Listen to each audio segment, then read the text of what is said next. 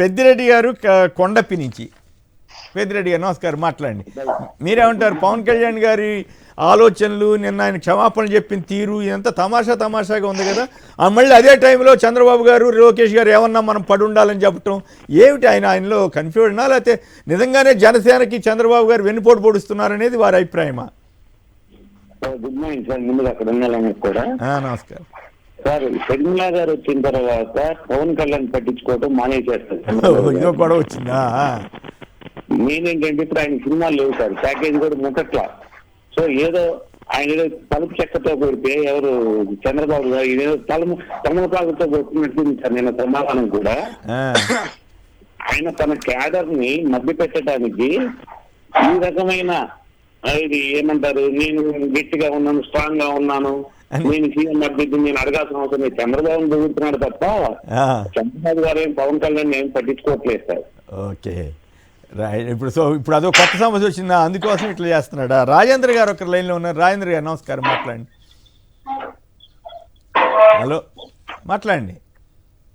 రాత్రి బీజేపీ మహిళా అధికార ప్రతినిధి ఏమండి రాత్రి డిబేట్ లో సార్ చిన్నబాబు సార్, రాత్రి డిబేట్ లో బీజేపీ మహిళా అధికార ప్రతినిధి మేడం గారు మాట్లాడారు సార్ పొత్తు మీద. ఓకే, విషయం చెప్పండి. విషయం ఏంటంటే ఇప్పుడు మీరు బీజేపీతో జనసేన ఉందా అన్నారు కదా. అవును.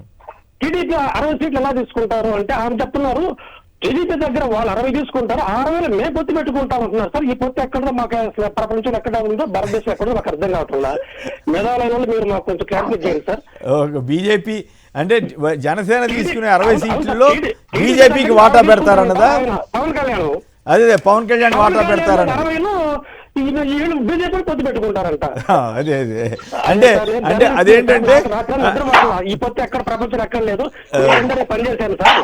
అసలు నాకు అర్థం కావటం ఇది, ఈ పొత్తు ఎక్కడ ఉంటుంది ప్రపంచానికి? అక్రమ రాజకీయ సంబంధాలు ఎలా నడుస్తున్నాయో చెప్పడానికి ఆంధ్రప్రదేశ్ ఒక ప్రయోగశాలలా కనపడుతుంది. నేను సరదాగా అందుకే అంటుంటాను, జనసేన బీజేపీ నుంచి లేచిపోయినా కూడా వాళ్ళు ఇంకా మాతోటి ఉందని తమాషా వీళ్ళు మాట్లాడతారు.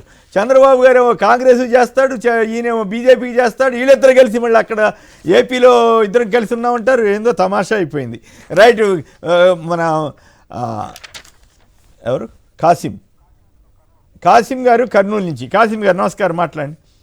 నమస్తే సార్. మీ అందరికి మాట్లాడండి సార్. మన జనసేన నాయకుడు నిన్న మాట్లాడుతుంటే చూసి సార్ నేను ఆయన ఏం మాట్లాడుతుంటే ప్రజల్ని వాళ్ళని మోసం చేయడానికి మాత్రమే మాట్లాడినాడు అని అనిపించింది నాకు. ఎందుకంటే చంద్రబాబు నాయుడు కాదు మోసం చేసేది, చంద్రబాబు నాయుడు మోసం చేస్తున్నాడని అనుకుంటున్నాం మనం. ఆయన ప్రజల్ని మోసం, ఆయన కార్యకర్తల్ని మోసం చేయడానికి ఎంచుకున్నాడు. ఎందుకంటే ఆయన తీసుకపోయిస్తే మనుషులని తగ్గించినట్లు. అవును. అంటే ఒకవైపు ఏమో జనసేన ఉంటుంది, ఇంకోవైపు బీజేపీ ఉంటుంది, మధ్యలో పవన్ కళ్యాణ్ పెట్టుకుంటారు కాబోలు. ఒకవైపు చంద్రబాబు ఉంటారు, ఇంకోవైపు బీజేపీ ఉంటుంది. బీజేపీ మాకు సంబంధం లేదని బీజేపీ వాళ్ళు, చంద్రబాబుతో మా సంబంధం లేదని ఆయన, బీజేపీతో మా సంబంధం లేదని చంద్రబాబు ఇద్దరు డ్రామా ఆడతారేమో.